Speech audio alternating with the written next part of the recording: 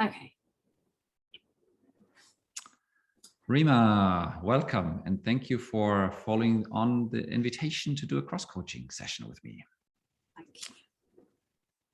What do you want to reflect or to create today? I would like to reflect on how I'm creating my business for the longer term, in line with my strengths or zone of genius, as we were previously discussing. So, when I speak to you in 3 years, what will you tell me? What story, what energy, what creation will you tell me?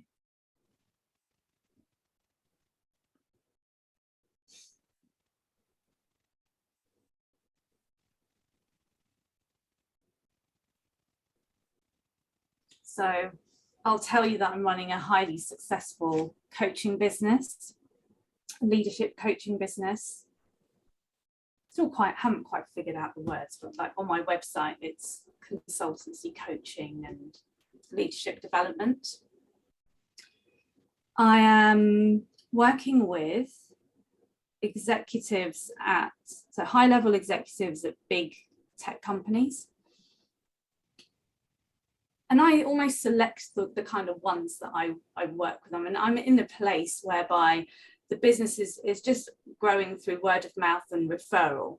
Like the work I've been doing is really helping the types of individuals in these roles where I'm basically fully booked. So I'm an in-demand executive coach for the tech industry, typically tech leaders, so like your CIO, CTO types, who tend to be amazing at understanding the technical elements of their role, yet they are wanting more personal development, leadership development around managing their people and their teams.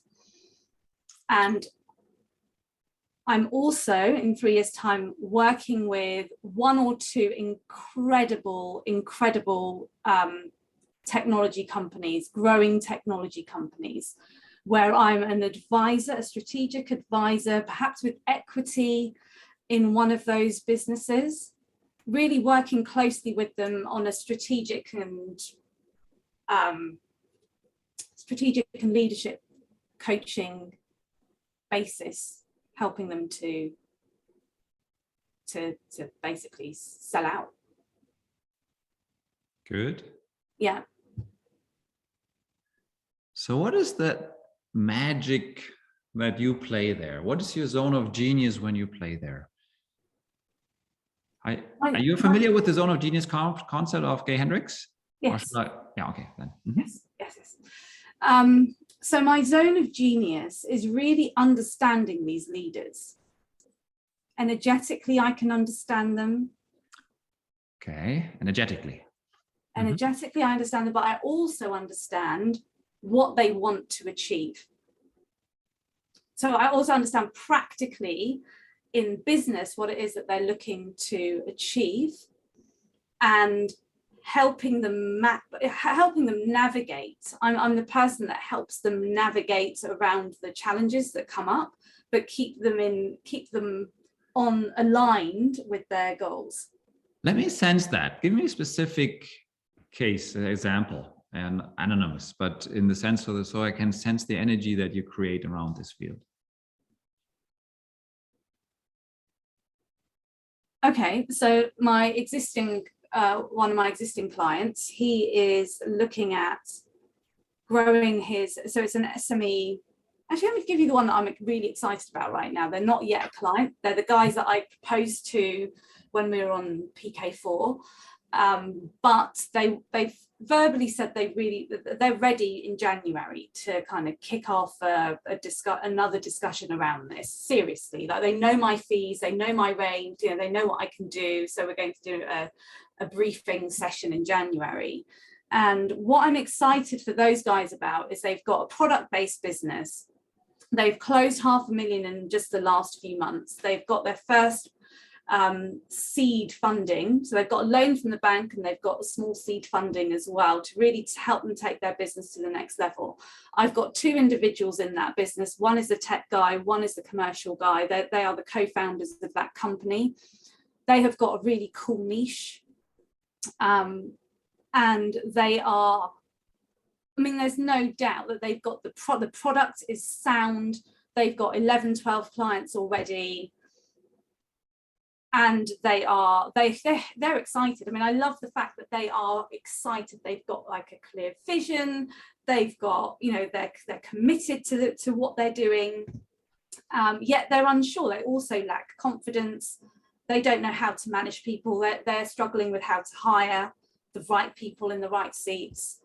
They don't know what to prioritize and when. They have a dynamic between them too. The co-founders, they have a fantastic working relationship. They understand each other's strengths and weaknesses too. But at the same time, they need to make sure that they are working in a way that is obviously in line with their zone of genius and what they're good at, and not getting drained by, you know, tasks and stuff like that. So you know, whether or not these guys sign up or not, I don't know. But the potential of working with clients like this type of company is is high energy, and also they're decent people. So they're doing it, you know, to scale, to get them up, but then the money to do good. Like their values are good. You know, they want to treat their people well. They are, they're honest. They're, you know, they're trustworthy, that they're hardworking, they're ambitious. They're good guys. Looking in the mirror,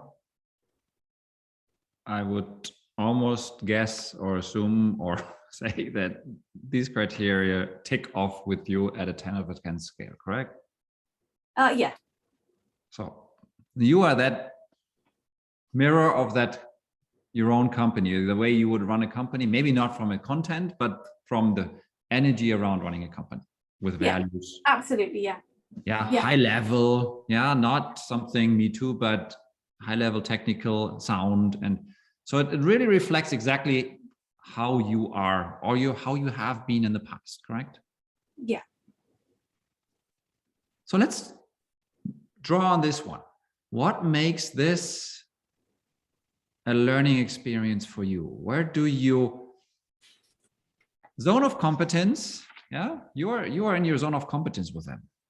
Excellence. You know, you have done this before. So leaping into the zone of genius, just from you ramp up the competence, and then there's some point, there's this leap where it's only you that can do it. Yeah, there's not many people that have the skill set to do that what you do. So from that jump, there's usually some kind of fear. There's something around that, a hurdle that requires a courageous step or courageous jump, overcoming prevention, protection, or self-sabotaging energies. So what is in there that allows you to create from your zone of genius by doing that creative leap?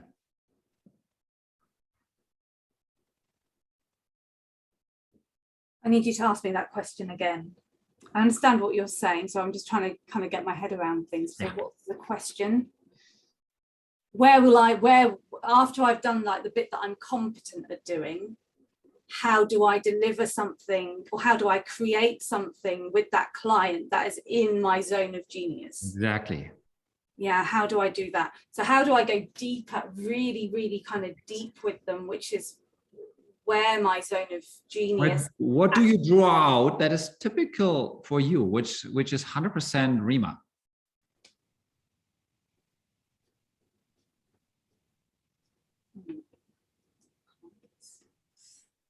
That is me. Okay, what do I draw out?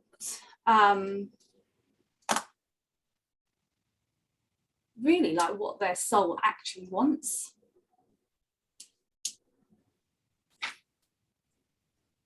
But they don't know I'm doing that. Exactly. So there's the I can sense a fear or an excitement, however you want to call it. There's an area that, hey, do they know about this side of Reema?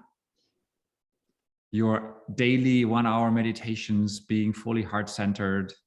No. They don't know, so they know, they do know. I mean, all my clients who I work with know that there is this side of me. They know, they know. So the ones that I end up working, on these 50, these 40, 50, 60 grand, those guys know, because there's no hiding away because you're working with them holistically. Yes. Like they know it as well. They know that they are to shape the business how they want. It's fundamentally about them. Yes. So the guys that I'm speaking with for next year, one the tech guy gets very anxious. He's quite, he has a different personality. We've openly had these discussions. Henrik is more the go-getter, but they balance each other out, and they're interested in working with me actually because of that, because it's both. Yes. Yeah. Yes. Now, what is requires some kind of courage for you to express? Just making some notes. And you can, it's a recorder, so you can watch it afterwards also, correct? So yeah, no, I'm just writing that. So I draw out what their soul wants. I just need to write that as a reminder to me.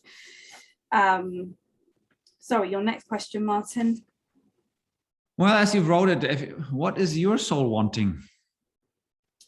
Yeah, it's interesting. But there was a question. Can you remember what you asked me? I'd like to go back. I know you're asking me what my soul wants, but there was a question that was just. And we go back there. We go back there because there was, hey, the soul has to be more present in there. The way I do this, so that let's get some lighthearted. I always light a candle or a coaching session.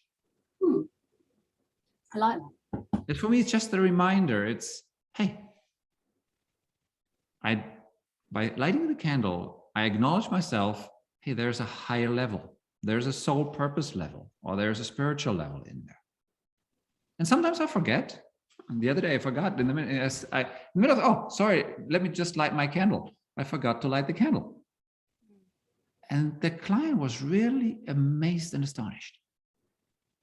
Wow, that really resonates with me. The first time somebody in business pulls out spirituality.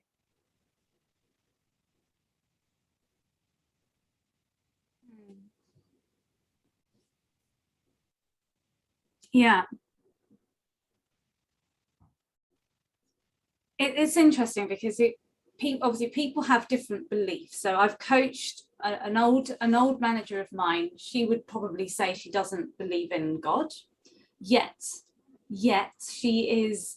When I talk to her about, I'm coaching you and I'm also coaching the person that gets in your, she gets it in simple terms. She gets spirituality, right? She fully understands intuition. She understands all these spiritual concepts, yet she would say she's not. If I was to ask her, hey, are you spiritual? It would be like, no, I'm not. Yet she feels, she'll come out with, I feel healed after our session. I feel like this. I feel like things just came pouring, because we're all spiritual beings. So, yeah. So what does my soul want? Well, I know my soul wants to help other souls, otherwise I wouldn't be doing this. Yeah, I think my soul wants the absolute best for my clients, right? For my people. So that I can say without any, uncertainty. what else does my soul want? I think maybe it wants some kind of validation. Otherwise, because I do think there's a reason for me wanting to go for these big companies. You know, it's not like, hey, I'm happy earning like £20,000 a year and like just coaching mums or coaching like women to have, you know, natural births or whatever. There is like a reason why I'm playing a bigger game. And I think ultimately it's so that those people that are in positions of power and have opportunities to really do good in the world can do more good in the world. So I think that even though I don't have an expectation of anybody, that to help that domino effect of, so like, you know, one person can then impact, like, you know, the woman I'll be working with will be managing a team of 800 people. It's you know, it's kind of like that knock on, you know, like that. It's a long-term tail. If you knock a domino of that hits 800 plus families plus everything around, that's a big impact. Yeah. So my soul wants actually impact on humanity, I think. Mm-hmm. Yeah. That I've known. I think just bringing it into business is like a game changer, right? It's like, oh, I can do that. Oh, I can do that like this. Oh, I'm speaking at it's like, oh, I'm speaking at a CIO event. I was just laughing to myself, and then, you know, things start aligning, and it's like, oh, I can actually do this like this. Yes. And I'd even go a step further and say, because it's in your past, in your history, your success history experience, you don't have to fake it. You can come from an experience point where you can authentically tell your own experience and include this. Yeah. So therefore, for me, the zone of genius usually has some questions around there, or some filters around there. So who else if not you?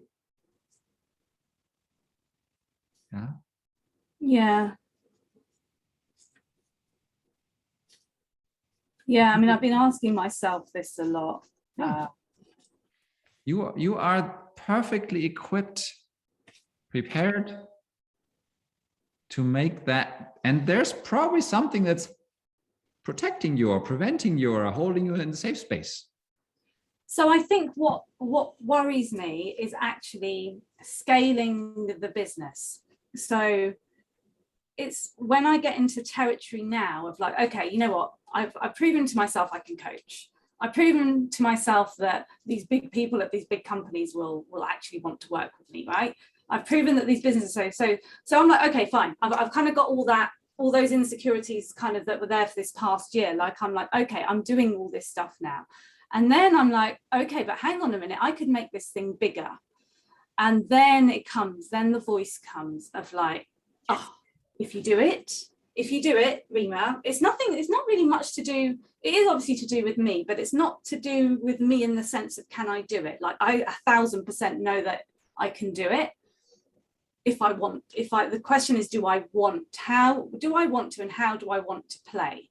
So the immediate thought comes, yes, and it's good we're talking about this. The immediate thought comes, oh my God, if I grow this to like a £1 million business, I'm going to have to hire people. I'm going to need systems. I'm going to need to manage people. I'm going to have to do like blah, blah, blah, blah, blah. Yeah, exactly. Like, you know, do I really want to do that?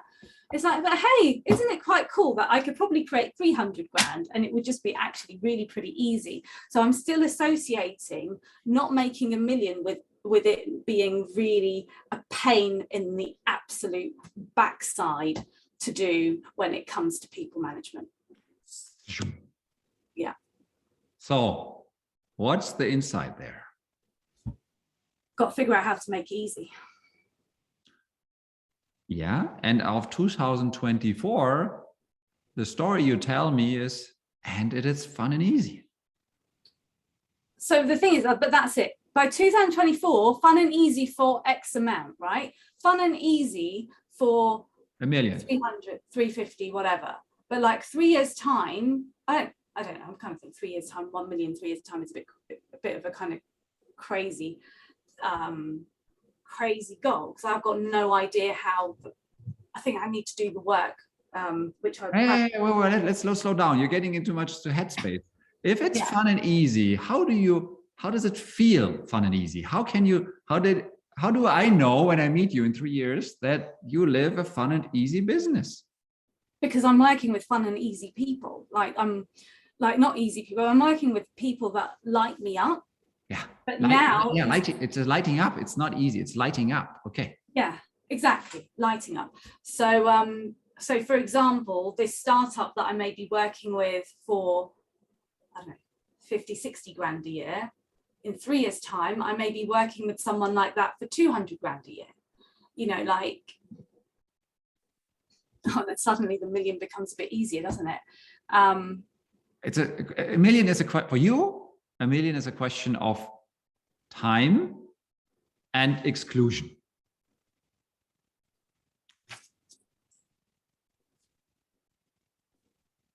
Yeah. My prediction for you is that a million is a question of when. It's not if. Yeah, it's just when.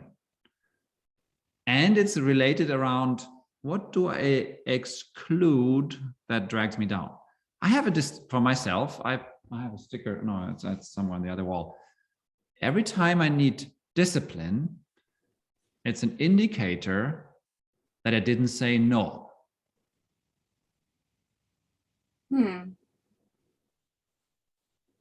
Because I've done in my past, in my previous role, in my financial role, I have done a lot of discipline tasks, closing the year, closing whatsoever, which required a lot of power and discipline to get there on time, dragging my energy down, getting me close to a burnout. Now, whenever I sense that energy of discipline, I think it's pressure, time pressure, chronos, time pressure. Oh, I get all alerted. There's all these warning lights go off and I say, no, there must be a way which is fun and easy. There must be a way which is making it, and it requires my no. It requires a no to something that requires discipline. Yeah. I know that discipline in the sense of a routine, a good rhythm, a good system, that a good system that keeps rolling will get me to the result. But I don't need discipline. You sense what I infuse, or what I want to share there with you? Say the last bit again, because it's that bit I missed. I didn't quite understand. For me, it's this sensation that if something requires my discipline, if it's for a sprint, it's okay. But if I realize, hey, this is a long-term discipline that requires my input to get there, I'm on the wrong path. Yeah, I get that. Yeah. I get that, yeah. So for me, my indicator, if I'm on the right path or not, is my playfulness. Can I co-create joyfully, authentically? Yeah. If I have to bend myself to be in the room, I'm in the wrong room. If I have to be serious to be in the room, I'm in the wrong room. If I have to do everything myself and carry the stuff, I'm in the wrong room.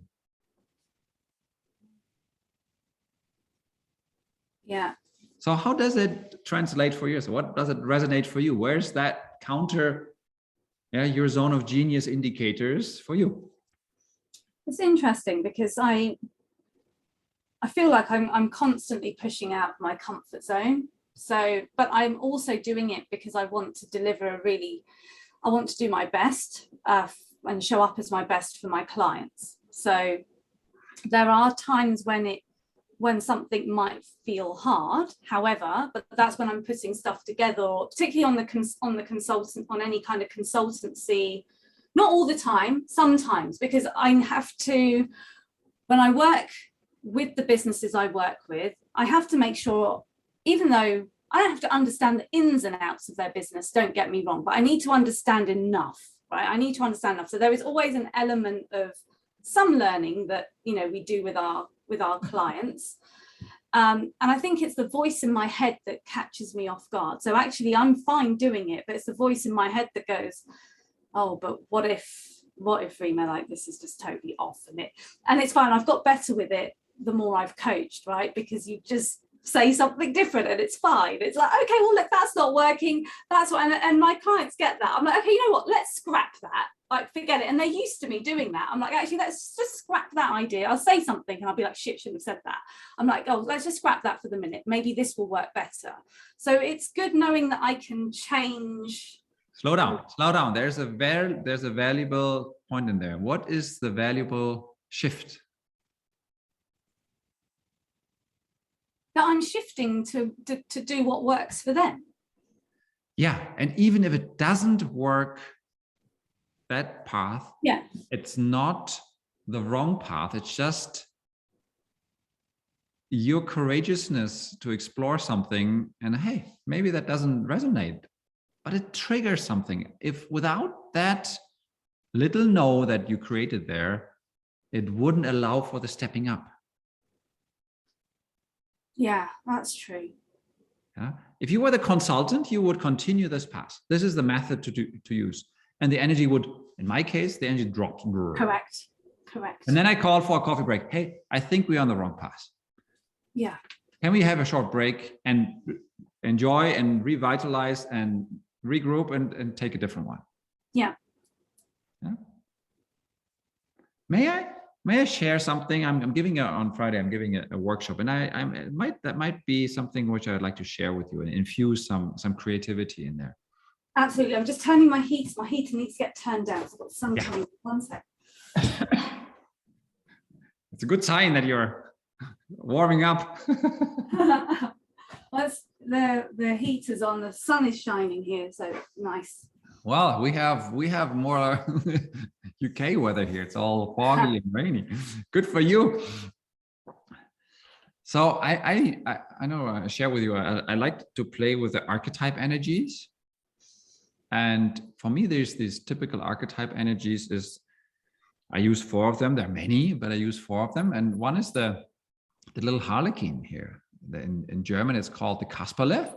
Yeah, and he is usually with the children, and he tells stories, fairies, and then chases the robber. It's very creative. Yeah. Yeah. And so for me, that energy represents playing now in the sandbox, with the big tools, and let's have fun. Yeah. And there's another energy that sometimes I need. It's also a puppet figure, but it's a warrior. It's the energy that requires destruction, removal, creation, fighting, execution. It's a manual activity. Yeah. It's getting a plan, an idea into materialism, into action.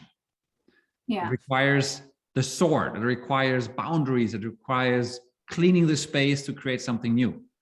Somebody has to do it. Somebody has to do that hard and tedious and job. And that's, in my world, it's the warrior, or the warrior, the lady companion, or the equivalent. And beyond, on another level, it's the ruler. And I have for the ladies, I have a little queen here. Maybe it's more like a princess or a queen. Yeah, she has a little crown on top. Yeah, because for the male, I have if you want, for the male, I also have the senior role. But let's play with the queen. The queen makes the decisions. She's the one that thinks about planning, about affordability, finance, options that there are, and decides on the things that you don't do, the no's, and focus on the one thing that has to be done, and gives that direction to the knight or the warrior or whatsoever to execute it. So this person is a rather strategic thinking. The way that you describe your leadership role, yeah, is probably very sovereign-like. There's a lot of sovereignty energy in there. Yeah. With a good heart, Yeah, seeing for the people. Yeah. So Yeah. And then there's a fourth energy I like to draw in. And also here I have a lady version. It's the magician. Or the lady. What's the English word for this? A lady magician? Well, sometimes it's a witch, but it's usually well, if you want to be witchy, that's like fair enough to be a good witch. No. But English word. No, I think magician, a female magician. Oh yeah, there's. As my husband would know, warlock. I don't know. There's something. I don't know if what's like the warlock? Gandalf in Harry Potter, or in Harry Potter, it's Dumbledore or whatever. So yeah, but they're called witches in Harry Potter. Yeah, so it's probably the witch, the type of witch in Harry Potter that has the magic powers, the experience. Yeah. They don't really care for the result. They care for the experience or the growth. They care for that the people involved in the system, that they there is an evolutionary path, that they grow, that they take an obstacle as an opportunity to grow personally. Yeah. And so with these four energies in play, which one of them resonate with your system? What resonate, or what comes up there for you? Yeah, I can see all of them. Less so the Harlequin, less so that one. More so the warrior, without any doubt. Queen. I think, well, the other three I can see quite clearly, like in me. Less so the playful one, which I need more of. But I think the kind of strongest one, I mean, the one where I feel at ease from the archetypes is the ruler, like that is, but the warrior is there most of the time.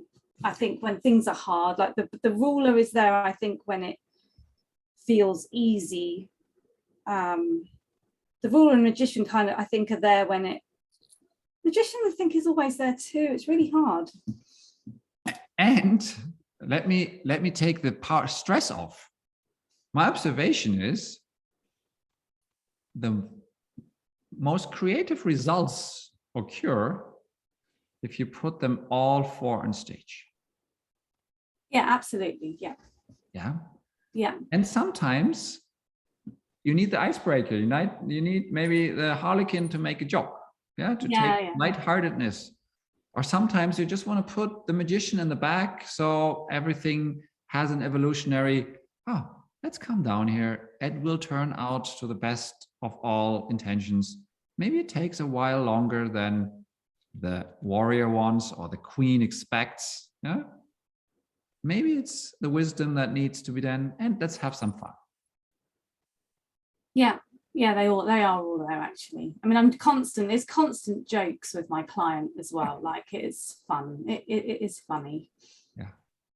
And this is just drawing these energies in, and I'm purposely putting these finger puppets in there because they I like them. The energy.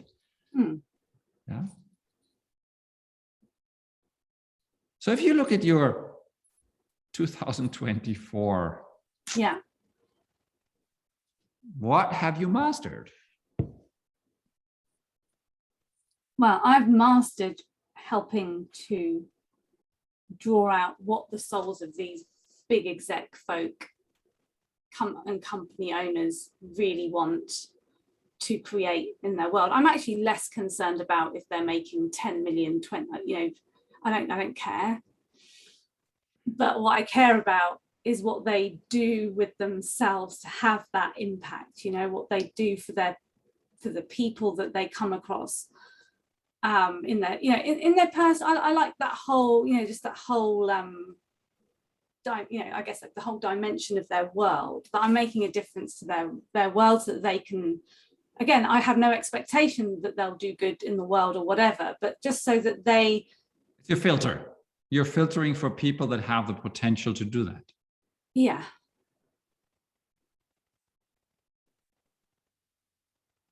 I mean, I more so, and I think it's just coming, right? Because I've helped people like It's that. an outcome. It's not an output, but it's an outcome. Things, if you select that part, that's a natural result. Yeah. Yeah. And let me pull out something that I sense there on your zone of genius. Especially your two folks that co-founders. Who else in their domain could they consult with or approach that has that level of soul purpose? Yeah, there isn't anybody. Like immediate, like I know that they can consult with investors. They've got, you know, and I think I was initially worried because I was like, oh my God, I don't know how they, you know, you have these like irrational thoughts that come in. So for one of them, it was, oh my God, how can I help them like actually pitch successfully to a VC? I was thinking, Reema, you don't need to be doing that anyway. You need to be positioning what you do. Like you don't do that stuff. And they can go to, you know, they've got VCs, they've got investor friends, they've got other, you know, in their network, people that have sold their own tech startup. It's not the queen energy that is needed, it's the magician energy that's needed there, correct? I mean, you're helping them by coming from that energy space and not from how to do it, and that's the decision making. Yeah. And I think I need to get that more clearly. I mean, they know that I do both. They know they know I have an understanding of what the queen will be doing or what the ruler needs, you know. If you were the queen, I would do this, but that's not your role. Your role is, hey, as a magician, let me draw this out. You want them to be kings. Yeah.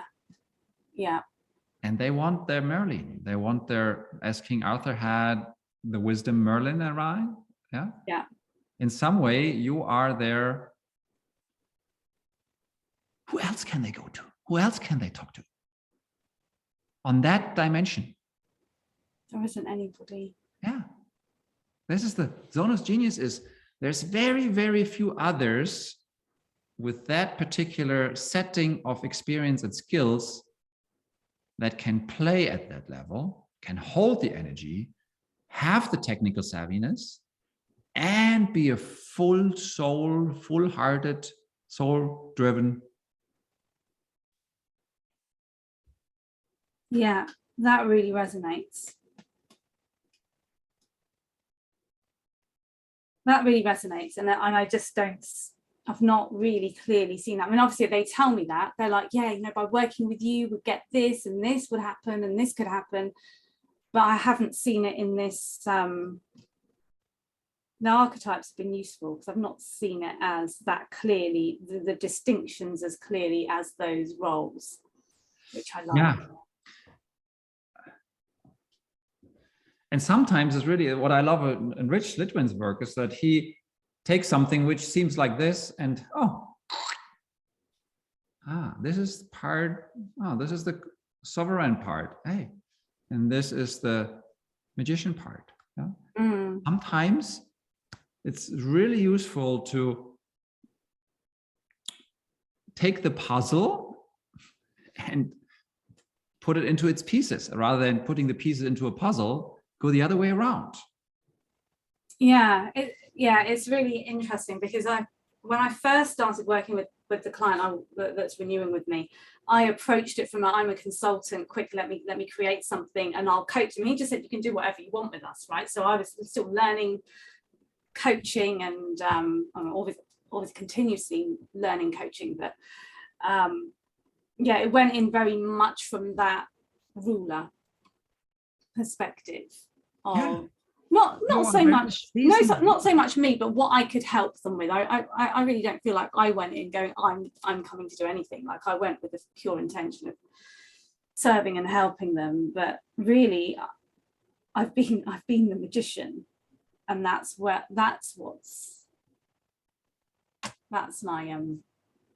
I know that's the zone of genius. Yeah. But because I think I'm so used to it showing in numbers that I associate what I do with the ruler, not with the magician. even though clearly in the coaching sessions, I'm the magician. Yes. Most of the time. Sometimes the ruler comes out because I have to just tell them if they're in a rush or there's like a crisis and it's Reema, what would you do? Then in that case, I'm like, yeah, actually, if I were you, I would think about this. And because I just know that sometimes that's needed. But do this sometimes because you're a magician that didn't just sit in front of the cauldron, but you went through the whole experience of being an entrepreneur and running a business. You know the business. You know how it works. So you're a veteran in a sense, yeah. I do both. Yeah. So therefore, it's very authentic when you come from your speaking out into the world. Trustworthy. And trappy here is that's probably in your zone of excellence.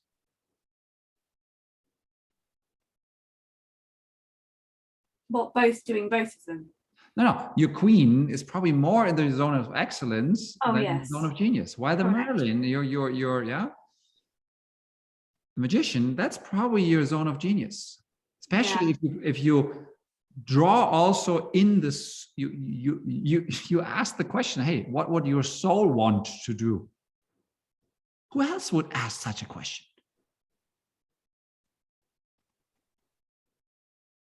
It's an edgy question. I've never looked at it that way.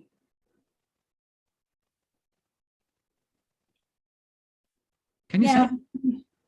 The edginess around there?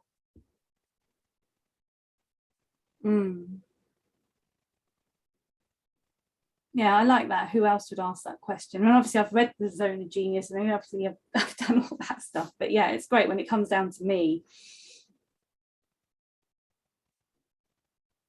Yeah, I like that.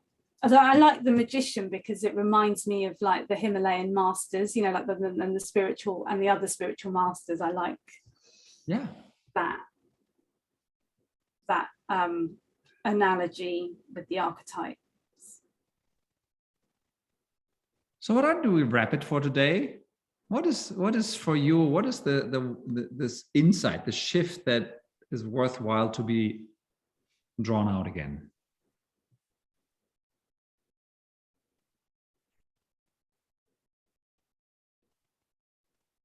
I think it is so funny because it's what I know, right? But was missing. It is actually this. So I've always said, I've even written it down somewhere. I usually have, I've rubbed it out at the moment, but I serve souls is basically what I do. Yeah. I draw out what their souls want. You know, like I know these were in my affirmations. This is kind of, you know, when I knew this was my life purpose and all this stuff, I kind of knew this, but I was getting it lost in the, and it's taken me a while actually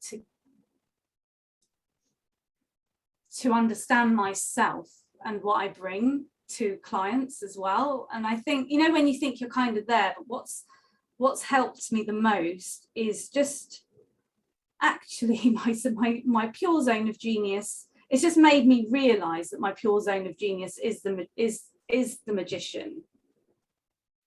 I know they're all of them. I know I'm all the archetypes and they all come out. But in terms of where I think what's resonated is just I love those puppets. And I just like the way that, yeah, actually, that is what I do. So I should just, and I do own it. I feel like I own it, but I could own it more. So that's been the main thing. I can own that bit a lot more. And even when I'm articulating what I do, it's like, hey, well, I've done this, you know, the history comes out with this is my past, this is what I do, blah, blah, blah. But actually where I'm different is we look at how we're not just going to hit these numbers, which is what I say to the existing clients. Like, you know, we look at how we're making this fun for you guys. Where are we making it? And I brought that in obviously with our work with Rich, like I do that with the clients, like where are we making it fun and easy for you? Yeah. And how do you make it fun and easy for yourself? Yeah. Yeah, and I think that's the biggest question that I need to answer in relation to that million, because I'm associating the growth of my business with it when it gets beyond 350, that it's just going to be a nightmare. Like, you know, it's not going to give me the freedom, the like it, and that's been scaring me from actually even kind of going beyond that, even for fun, which is a bit, you know, which is a bit pathetic. So I need to get kind of on it. But, you know, hey, I've been doing a lot this past year, so let myself on. It's part of the journey. When you look back, yeah, we haven't recorded. When you look back, it's back then that was my challenge. Yeah. Okay, let me stop with the recording here.